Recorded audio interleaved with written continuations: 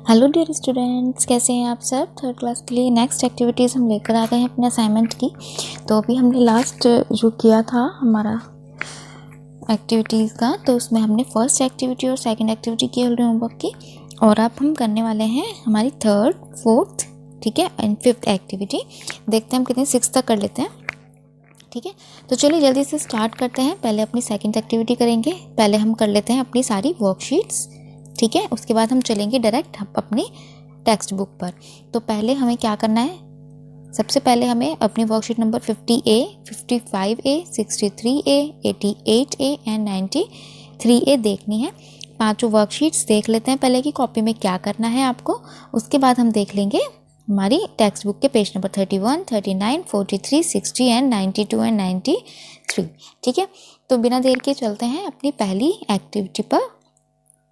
55A करनी है, 50 नहीं करनी। 50 हम कर चुके हैं ना, मन करता है, ये वाली तो हम कर चुके हैं, तो हमें करनी है 55A। तो चलिए स्टार्ट करते हैं 55A से, थर्ड एक्टिविटी से, पेज नंबर 39 से। 55A हमने वर्कशीट ओपन कर ली है, ठीक है। तो इसमें क्या करना है वो देखेंगे पहले। यहाँ पर हमें दो चीज़ें दी हैं, पुल्लिंग और स्त्रीलिंग। यहाँ पर बिट्टो ने कैसे सूझबूझ से गाय और बैल, ठीक है, दो नाम दिए हैं, यानी कि हमें बताया देखिए गाय स्त्रीलिंग है और बैल पुल्लिंग है। तो यहाँ इनके बारे में बताया, पढ़ लेते हैं। संज्ञा के जिन शब्दों से पुरुष जाति का पता चलता है वे पुल्लिंग शब्द होते हैं, और संज्ञा के जिन शब्दों से स्त्री जाति का पता चलता है वे स्त्रीलिंग होते हैं। तो आपको नोटबुक में क्या क्या लिखना है मैं बता देती हूँ। आपको नोटबुक में लिखनी है पुल्लिंग की परिभाषा, ऊपर ये कुछ नहीं लिखना है, ठीक है। स्त्रीलिंग की परिभाषा लिखनी है, उसके बाद ये लिखना है, स्त्रीलिंग पुल्लिंग भेद है मेरे, अभ्यास करो तुम शाम सवेरे। स्त्री पुरुष का भेद बताऊं तभी तो बच्चों लिंग कहलाऊं। तो ये जो पुल्लिंग और स्त्रीलिंग हम पढ़ रहे हैं, ये इनको बोलते हैं लिंग, ठीक है। चलिए इतना आपको नोटबुक में लिख लेना। उसके बाद प्रश्न 1 है, यहाँ पर पुल्लिंग के लिए और स्त्रीलिंग के लिए फूल बनाए हुए हैं। आप चाहें तो फूल बना सकते हैं नोटबुक में, अदरवाइज आप सिंपल भी लिख सकते हैं, ठीक है। ऊपर पुल्लिंग लिख के इसके बाद नीचे नीचे पुल्लिंग के शब्द, स्त्रीलिंग लिख के स्त्रीलिंग के शब्द, ठीक है। इस तरीके से भी कर सकते हैं आप। कहाँ से लिखना है, यहाँ से आपको छांटने होंगे। तो देखिए, रानी, रानी क्या है, स्त्रीलिंग, तो स्त्रीलिंग वाले इधर लिखना है, पुल्लिंग वाले इधर। इसमें मैं नंबर दे देती हूँ, इस पुल्लिंग के लिए 1 और स्त्रीलिंग के लिए 2। तो रानी है स्त्रीलिंग, तो नंबर 2। छात्र पुल्लिंग नंबर 1, जो इन्होंने लिख दिया ऑलरेडी। मोर पुल्लिंग, ठीक है, नंबर 1। पिता पुल्लिंग नंबर 1। छात्र, छात्रा, आ, जिसमें आ लग जाए, छात्र, देखिए छात्र हम बना रहा था पुल्लिंग में, तो छात्रा है स्त्रीलिंग में, ठीक है। राजा पुल्लिंग, माता स्त्रीलिंग, और मोरनी भी स्त्रीलिंग, ठीक है। तो ये आप लिख लेंगे नोटबुक के अंदर। इतना बड़ा प्रश्न उतारने की आवश्यकता नहीं है, आप यहाँ पर लिख सकते हैं स्त्रीलिंग व पुल्लिंग शब्द छांटिए, ठीक है। सेकंड है, देखिए यहाँ पर सब कुछ उल्टा पुल्टा लिख दिया है, आपको ये सब भी नहीं लिखना है। सिर्फ कितना प्रश्न उतारेंगे आप, लिखेंगे रेखांकित शब्दों के सही रूप को लिखिए, ठीक है। प्रश्न नंबर 2 में सिर्फ इतना ही लिखेंगे, और आगे लिखना है, बित्तों का घोड़ी तेज दौड़ता है, बित्तों का घोड़ी या बित्तों का घोड़ा। तो यहाँ पर आपको इनके लिंग बदलने हैं। घोड़ा, बैल दूध देती है, नहीं, यहाँ पे आ जाएगा गाय, ठीक है। तो पहले आप ये लिखेंगे गलत वाला, उसके बाद नीचे करके आप नीचे लाइन में सही करके लिखेंगे, ठीक है। बित्तों की बात सुनकर शेरनी भाग गया, शेर भाग गया, ठीक है। ये नोटबुक में करेंगे। पहचानिए अलग कौन, इनमें से अलग पहचानना है कौन है, तो यहाँ पर बस इतना ही प्रश्न में लिख लेंगे, पहचानिए अलग कौन, ठीक। बाकी का प्रश्न आपको नहीं उतारना है। माता, शिक्षिका, नौकरानी, बहन, पिता, बुआ।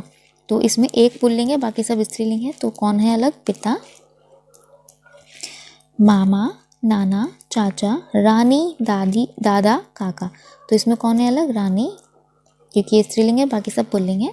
शेरनी, इसका मतलब स्त्रीलिंग। मोरनी स्त्रीलिंग, हथनी स्त्रीलिंग, सब स्त्रीलिंग।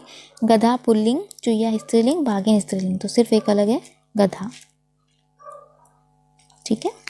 तो बस इतना ही करना था आज की वर्कशीट में। इसमें 55A हमारी वर्कशीट कंप्लीट हो गई बेटा।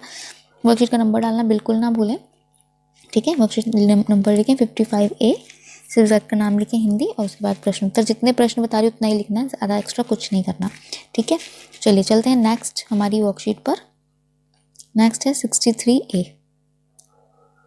63A वो मैंने ओपन कर ली है। यहाँ पर हम देखेंगे क्या करना है। ये बहादुर बित्तों से ही है हमारी वर्कशीट नेक्स्ट भी, तो चलिए देख लेते हैं। बहादुर बित्तों में हमने कुछ शब्द पढ़े। किसी प्राणी, वस्तु, स्थान या भाव के नाम का बोध कराने वाले शब्द संज्ञा कहलाते हैं। तो आपको नोटबुक में पहले तो यही परिभाषा लिखनी है पूरी, ठीक है। पूरी परिभाषा लिख देंगे आप संज्ञा की। उसके बाद तो आइए पाठ में आए नाम वाले शब्दों अर्थात संज्ञा शब्दों पर ध्यान देते हैं। जैसे किसान, बैल, गाय, शेर, घोड़ा, दराती, गुस्सा ये एक भाव है, घबराई ये भी भाव है, ठीक है। सभी संज्ञा के अलग अलग रूप हैं। तो देखिए यहाँ पर पहले आप इसे लिखेंगे, उसके बाद आप लिखेंगे जैसे से। ये सारा कुछ एक्स्ट्रा नहीं लिखना है, ठीक है। जितना मैं बता रही हूँ सिर्फ उतना ही लिखेंगे नोटबुक में। इसके बाद लिखेंगे जैसे, किसान, बैल, ये सारे एग्जाम्पल्स लिख लेंगे आप भाव तक, ठीक है। ये सभी संज्ञा के अलग अलग रूप हैं, यहाँ तक लिखेंगे। फिर आप लिखेंगे संज्ञा के 3 भेद होते हैं। पहला व्यक्तिवाचक संज्ञा, इनके नाम लिख लेंगे। दूसरा जातिवाचक संज्ञा और तीसरा है भाववाचक संज्ञा। इन्हें आप एक भेद होते हैं के बाद नंबर 1, नंबर 2 और नंबर 3 डालकर ऐसे लिख लेंगे, ठीक है। तो चलिए इनके बारे में पढ़ लेते हैं। व्यक्तिवाचक संज्ञा जिन शब्दों से किसी विशेष व्यक्ति, स्थान या वस्तु के नाम का ज्ञान हो, जैसे केला, लता मंगेशकर, दिल्ली, क्रिकेट आदि। देखो केला का मतलब सिर्फ केला है, हम पूरी जाति की बात नहीं कर रहे हैं। व्यक्तिवाचक मतलब सिर्फ एक के बारे में बात हो, एक व्यक्ति, एक फल, एक रंग, एक जानवर, कोई भी एक, ठीक है। और देखिए जातिवाचक है जिन शब्दों से किसी प्राणी, स्थान या वस्तु की पूरी जाति की जानकारी मिले। अब देखिए जैसे मैंने यहाँ पहला नाम लिया था केला, केला का मतलब सिर्फ केला, फलों में केला। लेकिन अगर मैं फल बोल दूँ तो उसमें सभी तरह के फल आ जाते हैं, ठीक है। चाहे वो केला हो, आम हो, संतरा हो, सेब हो, चीकू, अनार, अंगूर सब, ठीक है। फिर यहाँ पर तो ये पूरी जाति को बता रहा है, और यहाँ पर सिर्फ केले की बात हुई है तो सिर्फ केले के बारे में ही बात हो रही है। ऐसे ही यहाँ पर अगला देखिए, यहाँ पर है गायिका। गायिका में सभी गायिका आ गई, जितनी भी गायिका हैं। लेकिन यहाँ अगर मैं नाम से संबोधित कर रही हूँ लता मंगेशकर, तो सिर्फ लता मंगेशकर जी की बात हो रही है, ठीक है। तो जो पूरी जाति का भाव बोध कराए वो जातिवाचक, और जो सिर्फ किसी एक का ही बोध कराए वो व्यक्तिवाचक। फिर है लास्ट हमारा भाववाचक संज्ञा। भाव तो आप समझते होंगे हमारे इमोशंस, ठीक है। वो क्या क्या हो सकते हैं, हमारी मित्रता, हरियाली, गर्माहट, खुशी, सुंदरता, खुश रहना, दुखी होना, गुस्सा करना, घबरा जाना, ये सब हमारे भाव होते हैं, ठीक है। ये हमारे किसी व्यक्ति, वस्तु, स्थान या गुण, दोषों का या मन के भावों की जानकारी मिले, उस किसी का गुण, किसी का दोष बताना, वो सब भी भाववाचक संज्ञा में आते हैं, ठीक है। तो ये आप सारा लिख लेंगे नोटबुक के अंदर तीनों के बारे में, ठीक है। नंबर 1, नंबर 2 और नंबर 3 समझ भी लेंगे, उसमें लिख भी लेंगे, ठीक है। चलिए आगे चलते हैं। फिर प्रश्न नंबर 1 करेंगे। संज्ञा के भेद के आधार पर सही जगह में लिखिए। सिर्फ इतना ही प्रश्न आपको लिखना है, शब्दों को यहाँ से लिख लीजिएगा, ठीक है। या फिर आप लिख सकते हैं सिर्फ संज्ञा के भेद बताइए। तो यहाँ पर नाम दिया है, जैसे बित्तो, बित्तो एक लड़की का नाम है तो व्यक्तिवाचक संज्ञा में आएगा, ठीक है। इनको भी नाम दे देते हैं 1, 2 और 3। तो बित्तो नंबर 1 में आएगा व्यक्तिवाचक। पक्षी, सभी पक्षी आ जाएंगे तो जातिवाचक। सुनीता किसी एक का नाम है तो व्यक्तिवाचक, देखिए उन्होंने लिखा भी हुआ है। दोस्ती, दोस्ती हमारा एक भाव है तो यह आ जाएगा भाववाचक में 3rd नंबर। सब्जी, सब्जी में सारी सब्जियां आ जाती हैं तो नंबर 2 ये है जातिवाचक, देखो यहाँ लिखा हुआ है। मिठास हमारा एक भाव है, ठीक है, 3rd। दराती, सिर्फ दराती का मतलब दराती तो व्यक्तिवाचक में आएगा नंबर 1 पर। इमारत, ठीक है, इमारत में सभी तरह की इमारतें आ जाती हैं, ठीक, तो यहाँ पर नंबर 2 में आ जाएगा। और बचपन, बचपन हमारा भाव है नंबर 3। शेर नाम है, शेर पूरी जाति का नाम है तो यहाँ पर शेर एक जानवर का नाम है पर्टिकुलर, तो नंबर 1 पर, ठीक है। अध्यापक, सभी जब अध्यापक आ जाते हैं तो नंबर 2 पर। सफलता भाव है तो जो इन्होंने लिख दिया नंबर 3 में, तो आप लिख लेंगे इन सबको, ठीक है। चलिए नेक्स्ट, हमें इसके आगे इस वाली वर्कशीट में और कुछ भी नहीं करना, सिर्फ इतना ही करना था, ठीक है। एक ही प्रश्न है इसमें, बाकी सब आपको ऊपर से नीचे तक नोट कर लेना है, ठीक, परिभाषाएं। नेक्स्ट वर्कशीट पर आते हैं। ये हमारी नंबर 63 कंप्लीट हो गई है। 88A मैंने स्टार्ट कर दी है। 88A में देख लेते हैं, टिप टिपवा पार्ट से है। वर्कशीट नंबर ज़रूर मेंशन कर लें सभी। देखिए पार्ट में बार बार टिप टिपवा शब्द आया है, ठीक है। क्या आप जानते हैं कि टिप टिपवा शब्द का कोई अर्थ नहीं होता है, यह तो बारिश के पानी के टपकने की आवाज़ है, जिसे बोलते हैं टप टप टप टप, ठीक है। तो कुछ ऐसे शब्द होते हैं जिनका कोई अर्थ होता है और कुछ ऐसे शब्द होते हैं जिनका कोई भी अर्थ नहीं होता, ठीक है। तो अर्थ के आधार पर शब्द दो प्रकार के होते हैं, एक होता है सार्थक शब्द, ठीक है, जिनका अर्थ होता है, जैसे किताब, दीवार, बगीचा, शेर आदि। और कुछ होते हैं निरर्थक शब्द जिनका कोई अर्थ नहीं होता और ये हमेशा सार्थक शब्दों के प्रयोग के साथ प्रयोग में आते हैं, जैसे खटर पटर, ठीक है, पानी वानी, रोटी वोटी। देखिए रोटी का मतलब है, पानी का मतलब है, खटर का मतलब एक साउंड है, लेकिन वोटी, पानी और पटर का कोई अर्थ नहीं होता, ठीक है। तो आपको नोटबुक में कितना लिखना है आज मैं बता देती हूँ। सभी बच्चे नोटबुक में लिखेंगे यहाँ से। कुछ शब्द ऐसे होते हैं, ठीक है, यहाँ से देख पा रहे हो आप, ऐसे होते हैं जिनका कोई अर्थ होता है और कुछ ऐसे होते हैं जिनका कोई अर्थ नहीं होता। अर्थ के आधार पर शब्द दो प्रकार के होते हैं, सार्थक शब्द जिनका अर्थ होता है जैसे ये, और निरर्थक शब्द जिनका कोई अर्थ नहीं होता, ठीक है। इनके साथ प्रयोग किए जाते हैं। यहाँ से आप पूरा यहाँ तक लिख लेंगे नोटबुक में, ठीक है। ये एग्जाम में आ सकता है, इसलिए इसको नोटबुक में लिख कर रखें, इसलिए लिखवा रही हूँ ताकि आपके पास सारा काम रहे कि एग्जाम में क्या क्या पूछा जा सकता है, ठीक है। तो जो नोटबुक में नोट करने के लिए बोल रही हूँ उसको आप लिख लें। ये सारा काम ज़रूरी नहीं है सभी बच्चे एक ही दिन में करें, आपके पास बहुत टाइम है, आप आराम से कीजिए। अभी स्कूल ओपन नहीं हो रहे हैं, काम करते जाइए और टीचर के साथ शेयर करते जाइए, ठीक है।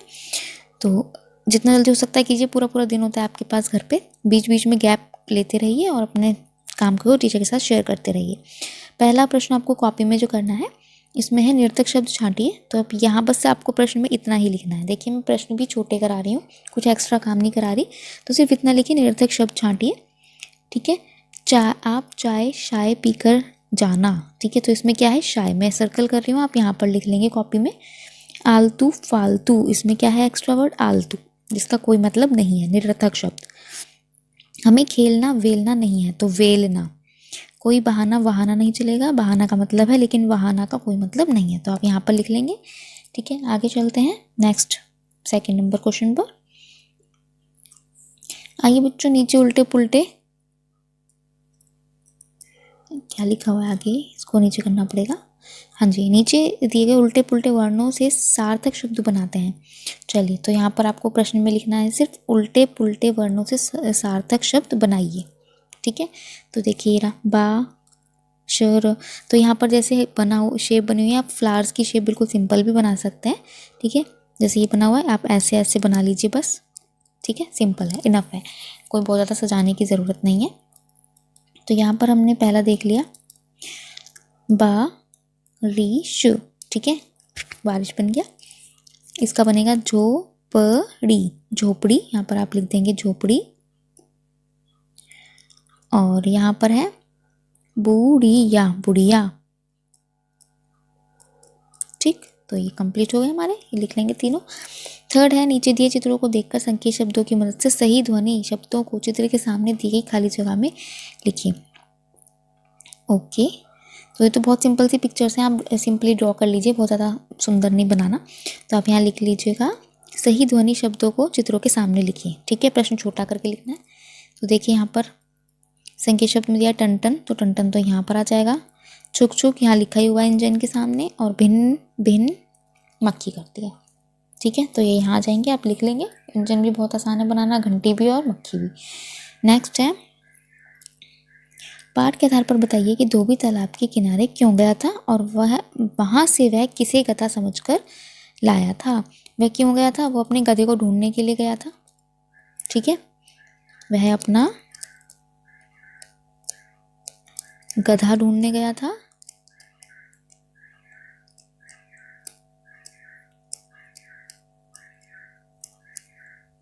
ठीक है। और वो गधा समझकर किसे लाया था, शेर को, ठीक है। पूरा लिख लेंगे आप, वह गधा समझकर शेर को लाया था, ठीक।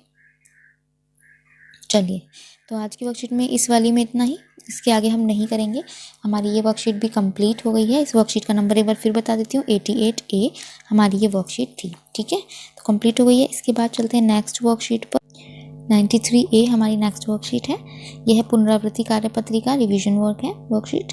तो चलिए पहली है, इसमें तो एक्स्ट्रा कुछ भी नहीं है समझने जैसा, जो अब तक पढ़ा वो रिवाइज करना है। सबसे पहले हम कविता की इन अधूरी पंक्तियों को पूरा करते हैं। सबने लादे ढेर से। अब देखिए कविता जो पढ़नी है आपकी टेक्स्ट बुक की पेज नंबर 92 और 93 पर है, सर्दी आई, तो वो पढ़ना है आपको, ठीक है। उसे पढ़कर इन लाइनों को आप खुद से कंप्लीट कर सकते हैं। सबने लादे ढेर से कपड़े, ठीक है, चाहे पतले चाहे तगड़े, यहाँ पर आ जाएगा। बिस्तर के अंदर भी सर्दी, बिस्तर के बाहर भी सर्दी, इतनी सर्दी किसने कर दी, अंडे की जम जाए जर्दी, ठीक है। तो आप बुक में से देखकर कर सकते हैं कंप्लीट, लिख लेंगे इसको। नेक्स्ट है पेज नंबर क्वेश्चन नंबर 2। आइए बच्चों, कविता में आए शब्दों के तुकांत शब्द लिखते हैं। इतना लंबा नहीं लिखना, क्या लिखना है, सिर्फ शब्दों के तुकांत शब्द लिखिए, ठीक है। तो तुकांत मतलब जिनकी साउंड यानी जिनकी आवाज़ इसके जैसी आए। सर्दी का जर्दी, कपड़े, कपड़े का हो जाएगा तगड़े, इसमें ऐसे दिया हुआ है, टेक्स्ट बुक से लिखना है ना कविता से। लाल गाल, और यहाँ पर आ जाएगा घर। घर के लिए आप टेक्स्ट बुक में देख लीजिए, कविता में घर से मिलता जुलता क्या दिया हुआ है, ठीक है, वही आप यहाँ पर लिखेंगे। चलिए मैं बता देती हूँ आपको, यहाँ पर घर का दिया हुआ है सर, तो आप सर लिख लेंगे, ठीक। चलिए थर्ड है, नीचे लिखे संकेत बिंदुओं को ध्यानपूर्वक पढ़िए, उनके आधार पर उनके चित्र बनाइए। तो यहाँ पर इतना बड़ा प्रश्न नहीं लिखना, सिर्फ आप यहाँ पर लिखिए चित्र बनाइए, ठीक है। देखिए सर्दी में पहनना जाने वाला एक ऊनी वस्त्र, सिंपल है। नीचे लाइन लिखिएगा और उसके ऊपर चित्र बना दीजिए, या फिर लाइन लिखिए और उसके सामने छोटा सा चित्र बना दीजिए। जैसे देखिए यहाँ पर ऊनी वस्त्र बोला है तो आप टोपी बना सकते हैं, ठीक है, इस तरीके की टोपी बन जाती है। इसको थोड़ा सही से, और यहाँ पर ऐसे इसका ऐसे थोड़ा सा बना होता है, ठीक है। तो बन गई पहने जाने वाली ऊनी वस्त्र। नेक्स्ट है वर्षा, आप मफलर बना सकते हैं, स्वेटर बना सकते हैं, जो आपको ठीक लगे वो बनाइए। वर्षा ऋतु में खाया जाने वाला एक पकवान। वर्षा ऋतु में यानी कि बरसात में हम क्या खाते हैं, चाय पकौड़े। तो मैं तो यहाँ पे चाय बनाने वाली हूँ, ठीक है, चाय का कप, और एक प्लेट में मैं रखने वाली छोटे छोटे बहुत सारे पकौड़े, ठीक है। सर्दियों में मिलने वाले फलों में से कोई एक फल लिखिए। सर्दियों में मिलता है संतरा, तो मैं संतरा बना देती हूँ, ठीक। तो आप भी बनाइए, नोटबुक में कलर ज़रूर कीजिएगा। गर्मी के मौसम में खाई जाने वाली ठंडी चीज़, ये तो सबकी फेवरेट है, कुल्फ़ी, या फिर आप आइसक्रीम बना सकते हैं, जो भी आपको पसंद हो, ठीक। चलिए नेक्स्ट चलते हैं क्वेश्चन नंबर 4 पर। विशेषण शब्द पहचानिए, ठीक है। यहाँ पर आप लिख देंगे विशेषण शब्द पहचानिए, प्रश्न इतना ही उतारना है। विशेषण होता है जो किसी भी संज्ञा की विशेषता बताए, उसके बारे में अच्छा बताए या फिर बुरा बताए, ठीक है, गुण या दोष कुछ भी बता सकता है। तो जैसे मुझे ठंडा पानी चाहिए, इसका उत्तर हमें मिलता है कैसा, पूछने पर, पहले भी पढ़ाया मैंने। तो कैसा पानी चाहिए, ठंडा, ठीक है, तो कैसा, ठंडा, तो ये विशेषण है। आज भयंकर सर्दी है, कैसी सर्दी है, भयंकर, तो यही विशेषण है। काला बैग कहाँ है, कैसा बैग, काला बैग, ठीक है। बबीता तेज दौड़ती है, कैसे दौड़ती है, तेज, तो ये जितने भी मैंने सर्कल किए हैं विशेषण है, आप नोटबुक में लिख लेंगे, ठीक है। इसमें है निरर्थक शब्द छाटिए, बस इतना ही प्रश्न उतारना है। आलतू फालतू बात मत क्या करो, इसमें निरर्थक शब्द है आलतू, जिसका कोई अर्थ नहीं है। कोई बहाना नहीं चलेगा, इसका है बहाना, ठीक है। नेक्स्ट है प्रश्न नंबर 6। बच्चों आज हम कविता को याद करने का एक मज़ेदार तरीका सीखते हैं कि आपने कभी किसी कविता को किसी फिल्मी गाने की धुन पर याद किया है। तो आपकी किताब की जो 92 और 93 पेज नंबर पर कविता है, उसे सुर ताल में गाइए, धुन बनाइए, और संभव हो तो अपने टीचर को शेयर कीजिए, ठीक है, व्हाट्सएप पर। तो हमारी यहाँ तक की वर्कशीट्स कंप्लीट हो गई हैं। तो अभी इतनी वर्कशीट्स करने के बाद ही हम पहले टेक्स्ट बुक देख लेते हैं। हमने यहाँ तक का काम कंप्लीट कर लिया अभी, ठीक है। बहादुर बित्तों के पेज नंबर 39 43 कर लेते हैं, ठीक है। टिप टिपुआ से 60 कर लेते हैं। 92 और 93 आपकी पोयम ही है, इसे हमें सिर्फ रीड करना है, मैं बस आपको शो कर देती हूँ, ठीक है। तो पहले चलते हैं पेज नंबर 39 पर। पेज नंबर 39, ठीक है, मैंने ओपन कर लिया है। इसमें आपको क्या करना है वो देख लेते हैं। हमने पढ़े थे स्त्रीलिंग पुल्लिंग, तो यहाँ पर देखिए, मेरी छत पर मोर आया, मेरी छत पर मोरनी आई, बुक में ही करना है, कॉपी में नहीं करेंगे। मोर मोरनी की तरह नीचे लिखे शब्दों को भी पूरा करो, रूप बदलो। तो औरत का हो जाएगा आदमी,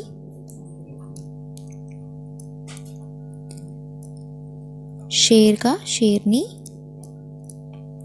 बच्चा बच्ची, घोड़ा घोड़ी, मछुआरा मछुआरिन,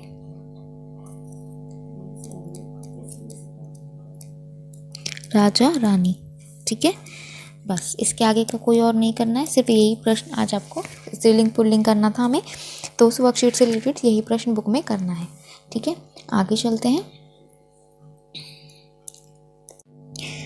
यहाँ पर देखिए पेज नंबर 43 ओपन करना है। नेक्स्ट पेज नंबर है 43, तो सभी बच्चे 43 पेज नंबर ओपन कर लेंगे। ठीक है, इस तरह की आपको दिखाई देगी बुक में। देखते हैं क्या प्रश्न दिया है। कौन क्या है, यहाँ पर कुछ नाम दिए हैं। ठीक है, यहाँ है जानवर, चीज़ें और नाम। तो चलिए, अगर वो जानवर के नाम हैं, जानवर हैं तो हमें यहाँ लिखने हैं, चीज़ें हैं तो यहाँ यानी कि वस्तुएं हैं, और नाम है तो यहाँ पर। तो स्टार्ट कर देते हैं, देखना जल्दी से। जैसे है किसान, तो किसान है नाम, तो यहाँ लिख देंगे किसान। ठीक, बोतल, बोतल एक वस्तु है तो यहाँ आ जाएगा बोतल।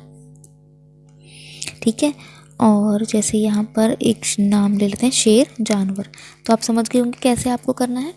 ठीक है, लता, लता नाम भी हो सकता है, और लता वैसे पेड़ की लता भी होती है, लेकिन चलिए नाम मानते हैं। कक्कू भी नाम है। केला फल है, तो यहाँ पर वस्तु में आएगा, चीज़ में केला। और कलम वस्तु है।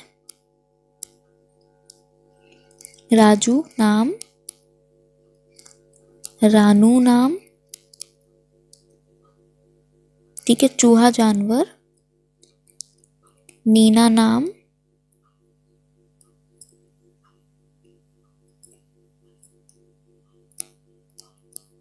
ठीक है। फिर है शेर तो हो गया, जूता, जूता वस्तु है। चारपाई वस्तु है। चीज़, चीज़ मतलब खाने वाली नहीं, वस्तु कोई भी। ठीक है, पगड़ी, पगड़ी वस्तु है। खरगोश जानवर है। करेला वस्तु है, चीज़ में आएगा। छलनी चीज़, चलिए मैं बोल देती हूँ, आगे तो आप लिख ही लेंगे। छलनी चीज़ है, बित्तो नाम है। घोड़ा जानवर। गोरैया, गोरैया पक्षी है। ठीक है, तो इसे आप नाम में डाल सकते हैं क्योंकि वो जानवर तो नहीं है। बाल्टी वस्तु है। पीपल पेड़ है, तो इसे हम वस्तुओं में लेते हैं, चीज़ों में आता है। कोयल नाम है। ठीक है, नीम पेड़ है, तो ये भी इसमें आएगा, चीज़ों में। किताब वस्तु है, दराती वस्तु है। ठीक है, तो ये डाल देंगे। अगर आप चाहें तो गोरैया और कोयल को इसी श्रेणी में डाल सकते हैं, जानवर वाली में, और यहाँ पर आप लिख दीजिए पक्षी या जानवर। ठीक है, इसमें भी ऐड कर सकते हैं आप, क्योंकि हम जब पढ़ते हैं तो हम इन सबको जानवरों की कैटेगरी में डालते हैं। तो ये हमारा पेज नंबर 43 कंप्लीट हो जाएगा। ठीक है, चलिए चलते हैं नेक्स्ट पेज नंबर पर। पेज नंबर 60 मैंने ओपन कर लिया है। इस तरह का आपको पेज दिखाई देगा। ठीक है, तो आपको क्या करना है, इसमें आपको करना है ये वाला, तरह तरह की आवाज़ें, जैसे अभी हमने उसमें पढ़ी टिप टिप वहाँ में टिप टिप बारिश की आवाज़ है। तो ये वाली आवाज़ें आपको कब सुनाई पड़ती हैं? खर खर कब सुनाई पड़ती है? जब कोई खर्राटे लेता है। तो ये किसकी आवाज़ है? खर्राटे की। ठीक है, ठीक। फिर है भिन्न भिन्न, किसकी आवाज़ है? मक्खी की। तो जब मक्खी आती है तब हमें इस भिन्न भिन्न सुनाई देती है। ठक ठक कब सुनाई देता है? जब कोई गेट पर, दरवाजे पर आता है। ठीक है, तो ये है दरवाजे की। चर्र चर्र किसकी आवाज़ होती है? भक भक किसकी आवाज़ होती है? और तड़ तड़ किसकी आवाज़ होती है? ये तीनों आवाज़ें आप लिखेंगे खुद से। ठीक है, तो चलिए मैं बता देती हूँ, आप लोग थोड़ा सा इसमें कंफ्यूज ना हो जाओ, थोड़ा डिफ़िकल्ट है। चर चर आती है, जैसे पुराना दरवाज़ा खुलता है ना, तो आती है आवाज़ चर से। तो यहाँ पर आप लिख सकते हो, पूरा ही लिख देती हूँ मैं इसको, पुराना दरवाज़ा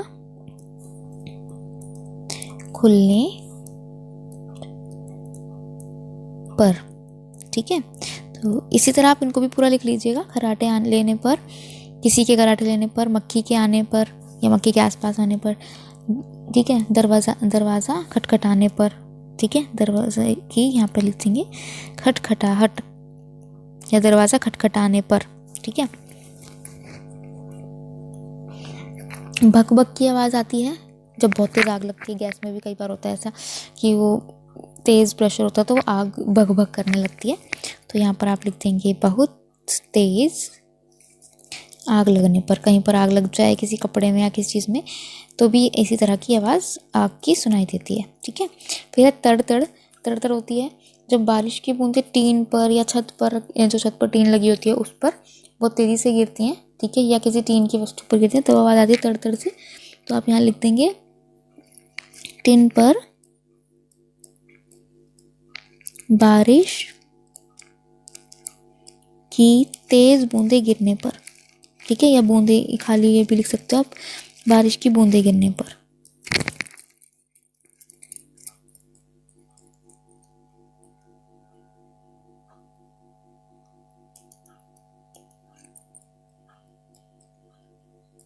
गिरने पर, ठीक है। तो ये हो गई हमारी आज की वर्कशीट कंप्लीट। पेज नंबर 60 हो गया है। नेक्स्ट हमारे 92 और 93 थे। देखो बच्चों 92 पेज नंबर है, ये जो मैंने बताया था सर्दी आई की कविता है। 93 पर भी इसी का अगला भाग है, ठीक है। तो आप ये कविता रीड कर लेंगे 92 और 93 से, और कोशिश करेंगे कि आपको ये सुर में ताल में जैसे भी आप उसमें दिया हुआ है गाने के लिए वैसे गाएं, ठीक है, गा सकें। तो आज की वर्कशीट में इतना ही। हमने क्या कर दिया है, यहाँ पर सर्दी आई तक कंप्लीट कर लिया है, ठीक है। कहाँ से किया हमने, आज हमने किया है बहादुर बित्तों से, ठीक है। तो यहाँ से हमने सर्दी आई कंप्लीट कर दिया है। 2 हम कर चुके थे पहले एक्टिविटीज़, तो आज है number 3, number 4, number 5 and number 6 activities, ठीक है। तो ये एक्टिविटीज़ सभी बच्चे कर लेंगे, टीचर के साथ शेयर करेंगे। हमने वर्कशीट्स भी कर ली हैं और हमने अपनी बुक के पेज नंबर्स भी कर लिए हैं, ठीक। अगली वीडियो में हम बाकी की वीडियो एक्टिविटीज़ लेकर आएंगे। तो अगर आपने अभी तक हमारे चैनल को सब्सक्राइब नहीं किया है तो हमारे चैनल को सब्सक्राइब करें, वीडियोस को लाइक करें, शेयर करना बिल्कुल ना भूलें। लाइक ज़रूर करें प्लीज़ अगर आपको पसंद आती हैं वीडियोस, और सब्सक्राइब कर लें चैनल को ताकि आपको इस तरह की वीडियोस समय पर प्राप्त हो सकें। मिलते हैं अगली वीडियो के साथ, तब तक के लिए खुश रहिए, स्वस्थ रहिए, मन लगाकर पढ़ते रहिए। Bye bye.